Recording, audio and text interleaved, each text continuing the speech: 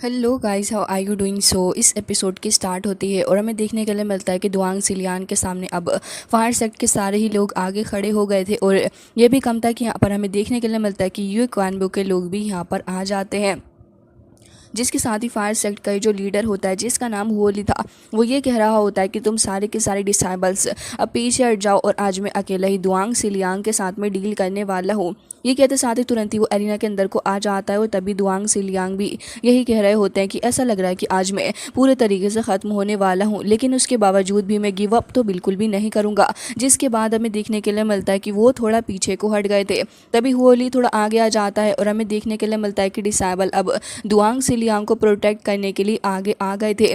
लेकिन तभी यहाँ पर वो ये कह रहा होता है कि आज पहले मैं तुम्हें मारूंगा, उसके बाद सबको पता चल ही जाएगा कि मैं कितना ज़्यादा स्ट्रॉन्ग हूँ। तो दुआंग सिलियांग भी कह रहे होते हैं कि हाँ ठीक है, चलो शुरू करो। तो बाकी सारे डिसाइबल्स अब पीछे को हट जाते हैं घबराते हुए। लेकिन तभी यूए क्यानबू की एंट्री भी यहाँ पर हो जाती है, जो कि सारे तमाशा देखने के लिए आया था। इसके साथ में फैंग भी आए हुए होते हैं और हमें देखने के लिए मिलता है कि फैंग फैंग हुई साइड में आके खड़े हो गए थे। हालांकि अब फाइट इन दोनों के बीच की चल रही थी और एक काफ़ी खतरनाक मोड़ लेने वाली होती है, लेकिन इतनी ही देर में अब फैंग फैंग हुई को गुस्सा आ जाता है। वो आसपास के डिसाइबल्स को पीछे हटाते हैं और कह रहे थे कि हुओली, हमारे पास में दुआंग सिलियांग को जिंदा कैप्चर करने का एक ही चांस है, इसे जिंदा पकड़ो। लेकिन ये सुनने के बाद तो हुओली को गुस्सा आ जाता है। वो तुरंत ही फैंग फैंग हुई के ऊपर अटैक कर देता है और उसके बाद फैंग फैंग हुई यही कह रहा था कि ओ पागल आदमी क्या कर रहा है, मैं तेरी साइड हूँ। लेकिन तभी यूए क्यानबो ये कह रहे होते हैं कि आखिर तुम इस शो को क्यों ख़राब कर रहे हो, यहीं पे खड़े रहो और चुपचाप इसको देखो। जिसके बाद यहाँ पर फैंग फैंग हुई भी चुपचाप खड़े हो गए थे और हमें देखने के लिए मिलता है कि होली अगेन कहने लग जाता है कि दुआंग सिलियांग, तुम्हारी वजह से लास्ट टाइम मैंने सोलिंग क्राउड सेक्ट के अंदर काफ़ी ज़्यादा इंसल्ट का सामना किया था, लेकिन ऐसा लग रहा है कि आज तुम्हें इसका भुगतान करना होगा। जिसके बाद वो तुरंत ही अपने हाथों को टाइट करने लग जाता है फाइट करने के लिए। लेकिन तभी यहाँ पर दुआंग सिलियांग कह रहे होते हैं कि तुम हेवनली सोर्ड माउंटेन के साथ में टकराने की कोशिश कर रहे हो और ऐसा लग रहा है कि अब मुझे तुम्हें बहुत ही अच्छा सबक सिखाना होगा। तभी होली ये कहने लग जाता है कि ये बस तुम्हारी बातें हैं। तभी दुआंग सिलियांग कह रहे होते हैं कि तुम्हारी डर्टी ट्रिक्स हैं कि तुम दूसरों के साथ मिलकर अटैक करते हो। तभी ये कहने के बाद वो ये भी कह रहे होते हैं कि इस सब के बावजूद तुम भला खुद को विनर कैसे कह सकते हो। ये सुनने के बाद होली और भी ज़्यादा भड़क जाता है और तुरंत ही अपनी पावर का इस्तेमाल करते हुए आसपास काफ़ी सारे फायर ओरा को रिलीज़ करने लग जाता है। जिसके साथ भी अब वो ये भी कह रहा होता है कि तुम खुद को एक हीरो की तरह भले ही देख रहे हो, लेकिन असल में तुम एक हीरो नहीं हो। जिसके बाद दुआंग सिलियांग उसको जवाब में कह रहे होते हैं कि अच्छा, तो तुम्हें ये भले ही लग रहा हो कि ये फ़ाइट ऐसे ही है, लेकिन ये फ़ाइट तुम्हारे और मेरे बीच की है, तो अच्छा ही होगा कि तुम बाकी सारे चीज़ों को बीच में ना लाओ, क्योंकि ये फाइट तुम्हारे और मेरे सेक्ट के बीच का जो फेट होगा वो डिसाइड करेगी। तभी फैंग फैंग हुई आगे आ जाता है और बाकी सारे लोग भी अब देखने वाले थे कि अब आगे न जाने क्या होगा। तभी यहाँ पर होली कहने लग जाता है कि मुझे बहुत अच्छे से पता है कि तुम ये चाह रहे हो कि सोरिंग क्लाउड सेक्ट जो है वो एक लौता ऐसा सेक्ट बन जाए जो कि हेवनली स्पिरिट को बचा के रखे, है ना। मैं तुम्हारे इरादे बहुत ही अच्छे से जानता हूँ। खैर जो कुछ भी हो, अब मैं तुम्हारे लिए एक बहुत ही बड़ा थ्रेट बन के सामने आया हूँ दुआंग सिलियांग। और ये बात याद रखना कि इसके कॉन्सिक्वेंसेस बहुत ही ज़्यादा खतरनाक भी तुम्हारे लिए होने वाले हैं। लेकिन इस बात से अब दुआंग सिलियांग को क्या ही फ़र्क पड़ रहा था, क्योंकि अब बात इतनी ज़्यादा आगे बढ़ चुकी है कि इतनी आसानी से तो ख़त्म होगी नहीं। जिसके बाद वो ये कह रहे होते हैं कि वैसे तुम सबसे बड़ा थ्रेट तुम ही हो और ऐसा लग रहा है कि आज मैं तुम्हें ख़त्म करके ही छोड़ूंगा। जिसके साथ ही वो यहाँ पर दुआंग सिलियांग जवाब में कहते हैं कि उम्मीद करता हूँ कि तुम ऐसा कर पाओ, और अगर तुम हार गए तो फिर ये बात याद रखना कि यहाँ पर सोलिंग क्लाउड सेक्ट के जो डिसाइबल हैं वो यहाँ पर फ्लेम सेक्ट के सर्वेंट रहेंगे। जिसके बाद तो यहाँ पर अब दुआंग सिलियांग के सारे डिसाइबल्स को काफ़ी ज़्यादा बुरा लग रहा था, क्योंकि दुआंग सिलियांग के ऊपर उन्हें पूरा भरोसा होता है कि ये हार जाएगा। असल में यहाँ पर दुआंग सिलियांग पहले की फ़ाइट के बाद अब इतना ज़्यादा स्ट्रॉन्ग नहीं बचा है कि अब वो वापस से फाइट करे, और वो भी इस बंदे हुओली के खिलाफ, क्योंकि ये तो बात भी भाई साहब लावा के अंदर लेता है। जिसके बाद यहाँ पर ये जो डिसाइबल थे वो काफ़ी ज़्यादा घबरा रहे होते हैं। लेकिन तभी दुआंग सिलियांग अब ये कहने लग जाते हैं कि ठीक है, लेकिन अगर तुम्हारी साइड के डिसाइबल हारे तो फिर वो कभी भी हमारे सेक्ट की तरफ को पलट के नहीं देखेंगे और यहाँ से चले जाएंगे। जिसके बाद वो चुनौती दे रहे होते हैं। तभी यहाँ पर होली हंस रहा होता है और कह रहा होता है कि फ़िलहाल तो मैं तुमसे इतना ही कहना चाहूँगा कि पहले मैं तुम्हें मार दूँ, उसके बाद उसके बाद जो होगा देखा जाएगा और मैं तुमसे सिर्फ एक ही चीज़ का वादा कर सकता हूँ कि मैं मरने के बाद तुम्हें ढंग से बरी करूँगा। ये कहते साथ ही तुरंत ही अपनी फायर के थ्रू अटैक करने लग जाते हैं दुआंग सिलियांग के ऊपर। दुआंग सिलियांग भी अपनी पूरी मेहनत कर रहे थे और वो अपनी सारी पावर लगा देते हैं, बट अभी हुओली की पावर के सामने वो टिक नहीं पाते। इतनी देर के अंदर हुओली अराइवल ऑफ गॉड नाम की पावर को समन करता है और हमें देखने के लिए मिलता है कि यहाँ पर एक जाइंट बॉडी आ चुकी थी और वो बहुत ही ज़्यादा खतरनाक होती है। इसे देखने के बाद तो कुछ देर के लिए यहाँ पर दुआंग सिलियांग के एक्सप्रेशन भी चेंज हो गए थे और वो बॉडी अपने माउथ के थ्रू काफ़ी सारी एयर यहाँ पर रिलीज कर रही होती है। जिसके बाद ये देखने के बाद तो तुरंत ही फेंग फेंग हुई ये कह रहे होते हैं कि होली ने अपनी पावर को सेक्रीफाइस कर दिया जिससे कि वो फायर गॉड के अंदर तब्दील हो जाए। लेकिन इतनी देर में यू क्यानबो इसको कह रहे होते हैं कि ऐसा नहीं है, बल्कि यहाँ पर ये जो पावर होती है ब्लैक फायर की ये डेविल की तरह होती है। और रही बात इस होली की, तो होली ने पहले ही अपने हाईएस्ट लेवल को अचीव कर लिया है, जो कि है एक काफ़ी ज़्यादा खतरनाक इनकी सेक्ट की फ्लेम। जिसके बाद हमें देखने के लिए मिलता है कि होली काफ़ी ज़्यादा खुश भी हो रहा था और तभी यहाँ पर फेंग फेंग हुई ये कह रहा होता है कि इसे देखकर तो मुझे ये लग रहा है कि कुछ ही वक्त के अंदर यहाँ पर तबाह हो जाएगा। वो पावर काफ़ी ज़्यादा हॉरिफाइंग थी और तुरंत ही वो जो बॉडी थी वो तुरंत अपने हैंड के थ्रू दुआंग सिलियांग के ऊपर अटैक करती है। देखने में काफ़ी अगली नज़र आ रही थी। दुआंग सिलियांग उससे बच जाते हैं। उसके बाद तुरंत ही अपनी पावर को फॉर्म करते हुए एक फॉर्मेशन को समन कर लेते हैं और अब वो आइस फ्लेम पाइथन के नेक्स्ट लेवल को समन करते हुए एक आइस पाइथन को यहाँ पर समन करते हैं। वो पाइथन देखने में काफ़ी ज़्यादा ग्रेट नज़र आ रहा था और हमें देखने के लिए मिलता है कि पाइथन तुरंत ही जाकर टकराने लग जाता है हुओली की उसी बॉडी अवतार से।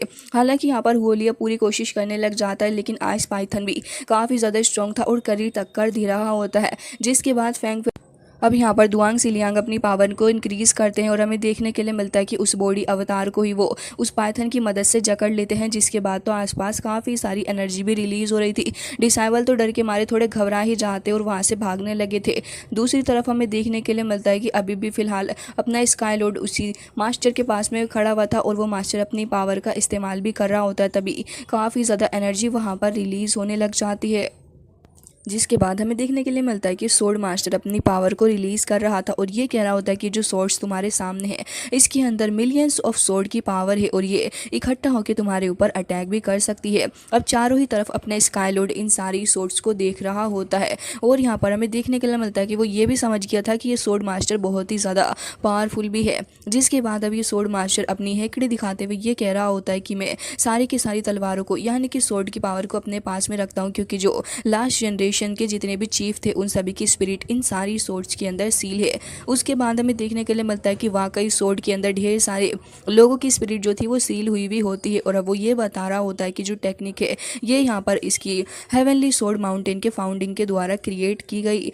और ये भी कह रहा होता है कि अगर मैं अपनी पावर का इस्तेमाल करना चाहूँ तो वो सारे के सारे गैदर होके तुम्हारी हालत बहुत ही ज़्यादा बुरी कर सकते हैं। जिसके बाद हमें देखने के लिए मिलता है कि वो सारी सोर्ड्स को अपने हिसाब से पूरे तरीके से यहाँ पर जमा कर लेता है और अब कह रहा होता है कि जो प्रीवियस जनरेशन के जितने भी चीफ थे वो सारे के सारे हेवनली सोर्ड माउंटेन के अंदर मौजूद हैं और अब उन सभी को फॉर्म करते हुए वो एक काफ़ी ज़्यादा खतरनाक फॉर्मेशन बना रहा था। स्काई लॉर्ड इसकी इस फॉर्मेशन को समझ जाता है और ये भी समझ गया था कि फॉर्मेशन बहुत ही ज़्यादा खतरनाक होगी। तभी यहाँ पर वो ये कह रहा होता है कि जो सोर्ड टेक्निक है ये बहुत ही ज़्यादा खतरनाक है और इम्प्रूव करती हुई आ रही है। स्काई लॉर्ड अपने पंच के थ्रू उसको रोकने की कोशिश कर रहा था, बट अल्टीमेटली स्काई लॉर्ड को पीछे हटना ही पड़ता है। और साथ ही अब यहाँ पर ये सोर्ड मास्टर भी उसे ये कह रहा होता है कि अल्टीमेटली जो सुपीरियर होते हैं वो अपने इन्फीरियर को सेव करने के लिए हेल्प करते हैं। वैसे हम वीक लोगों को रिमूव कर देते हैं जिससे कि स्ट्रॉन्ग की हेल्प हो जाए और साथ ही स्ट्रॉन्ग भी की हेल्प करते हैं। और हमें देखने के लिए मिलता है कि अगेन वो ढेर सारी सोर्ड के थ्रू स्काई लॉर्ड के ऊपर अटैक कर रहा था। स्काई लॉर्ड तो पीछे को हट जाता है, लेकिन एक काफ़ी बड़ा सा धमाका हमें देखने के लिए मिलता है। जिसके बाद ये sword master again sky Lord को अपनी उस सोर्ड फॉर्मेशन के अंदर फंसा लेता है, जिससे कि चारों तरफ से सोर्ड्स उसके ऊपर हमला कर रही थी। स्काई लॉर्ड के ऊपर काफ़ी सारे वुंड्स भी आ गए थे और उसके बाद वो 3 सोर्ड से और हमला करता है, लेकिन स्काई लॉर्ड अपनी पावर के थ्रू उसे रोकने में कामयाब हो गया था। जिसके बाद वो ये कह रहा होता है कि बेटा अब मेन पार्ट आने वाला है और हमें देखने के लिए मिलता है कि स्काई लॉर्ड काफ़ी तेज़ी के साथ में आगे बढ़ते हुए अपनी समनिंग आर्ट पावर का इस्तेमाल करते हुए तुरंत ही एक काफ़ी खतरनाक फिस्ट के थ्रू अटैक करने वाला था और कह रहा होता है कि मेरे पास में भले ही स्पंज की हाफ पावर है, लेकिन ये पावर फिर भी काफ़ी ज़्यादा इनफ होगी जेन वो रियल्म को पूरे तरीके से ख़त्म करने के लिए। जिसके बाद अब हमें देखने के लिए मिलता है कि स्काई लॉर्ड की पावर का ज़्यादा असर नहीं पड़ता और उसके बाद वो खुद भी पीछे हट गया था और कह रहा होता है कि आखिर ये कैसे हो पा रहा है। तभी यहाँ पर अब वो सोर्ड मास्टर कहने लग जाता है कि मैं इन सोर्ड का मास्टर हूँ और ये सोर्ड एरे जो है वो मेरे द्वारा ही बनाए गए हैं, मैं ही इन्हें कंट्रोल कर सकता हूँ और ये सारी की सारी तुम्हारी बात कभी भी नहीं सुनेंगी और मुझे डिसओबे करने की बजाय ये खुद को स्मैश करना ज़्यादा पसंद करेंगी। जिसके साथ ही वो ये भी कह रहा होता है कि अब बस तुम इनके द्वारा हर्ट हो सकते हो और ये जो सोर्ड टेक्निक है वो लगातार इम्प्रूव करती जाती है। वो ये भी कह रहे होते हैं कि जो रिफाइनिंग होती है वो वेस्ट सोर्ड एसेंस जो होता है उसको ख़त्म कर देती है और इन्फीरियर जो होता है वो हमेशा सुपीरियर को सर्व करता है। जिसके बाद हमें देखने के लिए मिलता है कि एक सोर्ड टूट भी गई थी और उसके अंदर की जो स्पिरिट होती है वो वापस से जाके गैदर हो रही होती है उन बाकी सारी सोर्ड के अंदर। जिसके बाद यहाँ पर अब वो ये कह रहा होता है कि इन सारी सोर्ड का मास्टर मैं हूँ, तो भला तुम कैसे मेरे क्लोज भी आ सकते हो पावर के कंपैरिजन में।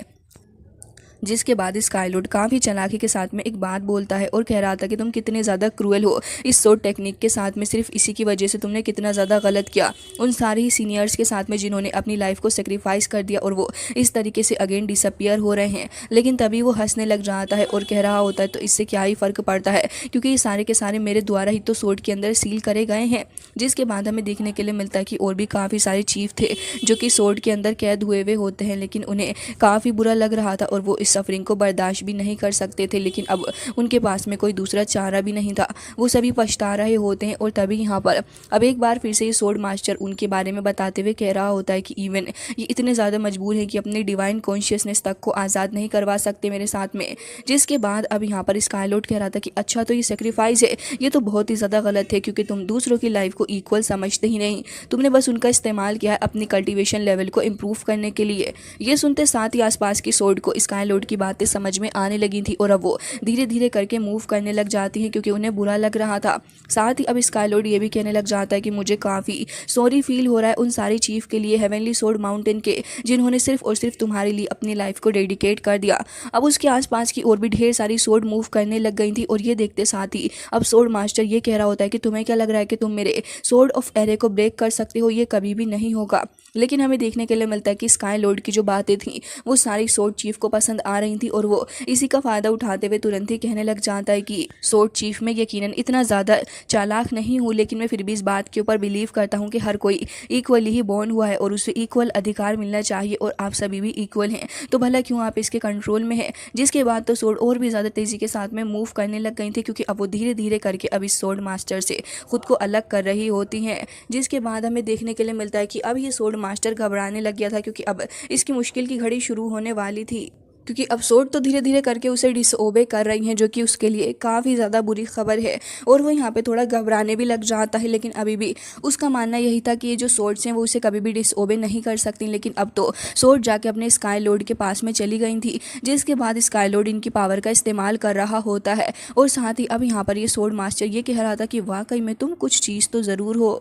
जिसके बाद स्काई लॉर्ड अपनी काफ़ी ज़्यादा powerful soul devouring thunder energy का इस्तेमाल करता है और धीरे धीरे करके काफ़ी सारी फोर्स को जमा कर लेता है। जिसके बाद ढेर सारी सोर्स भी उसके सपोर्ट में आ गई थी और अब वो इसी पावर का इस्तेमाल करते हुए अटैक करने लग जाता है इस सोल मास्टर के ऊपर, जिससे कि इसकी हालत ख़राब हो चुकी थी और लगातार सोर्स भी उसके ऊपर अटैक कर रही होती हैं। और हमें देखने के लिए मिलता है कि 10,000 सोर्ड एरे की वजह से अब इस बंदे का खेल ऑलमोस्ट ख़त्म हो गया था। जिसके बाद हमें देखने के लिए मिलता है कि दूसरी तरफ अब यंग मास्टर जियांग की तलाश जारी थी, लेकिन उसकी हालत काफ़ी ख़राब हो रही होती है। तो भी वो अपने आदमियों से कह रहा था कि जाओ जल्दी से जियांग मैंग को बचा लो। और हमें देखने के लिए मिलता है कि दूसरी तरफ अपना स्काई लॉर्ड ये कह रहा होता है कि अब यहाँ पर मेरे पास काफ़ी सारी सोर्स आ गई हैं। उसने कुछ सोर्ड को वहीं पर रख दिया होता है और कह रहा था कि सीनियर्स, मैं आपको बहुत ही जल्दी आज़ाद करवाऊंगा इस जगह से। और जैसे ही वो अपने पास में रखे हुए बॉक्स को देखता है, तब ये जो उसके पास में बर्निंग एसेंस थी वो ऑलमोस्ट ख़त्म होने वाली थी और वो समझ गया था कि उसके पास ज़्यादा वक्त नहीं है। तभी वो ये कहने लग जाता है कि सीनियर, क्या मैं आप सभी में से फास्ट ट्रेवलर सोर्ड को लेके जा सकता हूँ,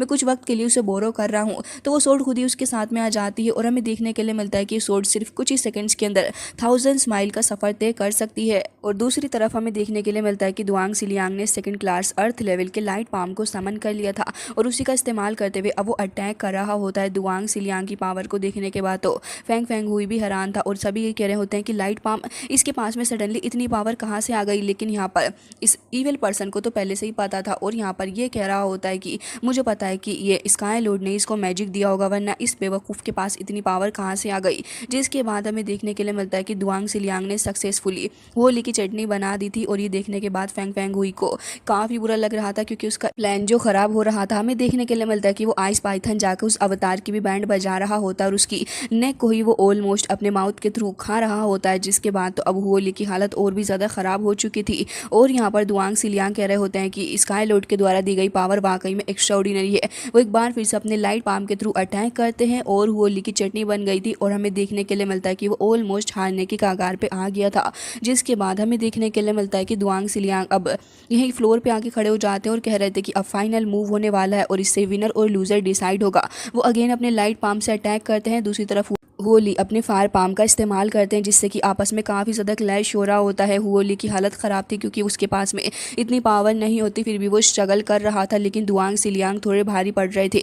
लेकिन इतनी देर में ये कमीना फेंग फेंग हुई पीछे से आके अटैक कर देता है और दुआंग सिलियांग अपने नीज पे बैठ के वहीं पर घायल होकर गिर जाते हैं। ये बात यहाँ पर होली को पसंद नहीं आती और कह रहा था कि ओए चचा जाके अपने खुद का काम धाम पे ध्यान दो। लेकिन तभी फेंग फेंग हुई कह रहा होता है कि तुम बहुत ही ज़्यादा अनग्रेटफुल हो। अगर ये अपने लाइट पाम का इस्तेमाल तुम्हारे ऊपर पूरे तरीके से करता ना तो अब तक तुम राख के अंदर कन्वर्ट हो चुके होते। दूसरी तरफ हमें देखने के लिए मिलता है कि यहाँ पर वही बंदा बैठा हुआ था जो कि जिया मैंग के पीछे पड़ा हुआ है और कह रहा होता है कि अब तो यहाँ पर इस क्लाउड सेक्ट की हालत और भी ज़्यादा ख़राब होने वाली है क्योंकि फायर फ्लेम और बाकी सारे अदर सेक्ट भी इसके खिलाफ फाइट करेंगे। और रही बात इस स्काई लॉर्ड की तो इसकी कोऑपरेशन से भी कुछ नहीं होने वाला। लेकिन तभी यून वेई आ जाती और कह रही थी कि स्काई लॉर्ड कोई नॉर्मल पर्सन नहीं है, मैं उससे मिली हूँ। लेकिन तभी यहाँ पर वो ये कहने लग जाता है कि तुम बस इसके बारे में ज़्यादा सोच रही हो, ऐसा कुछ भी नहीं है, लोअर रियल्म के अंदर वो कुछ भी नहीं।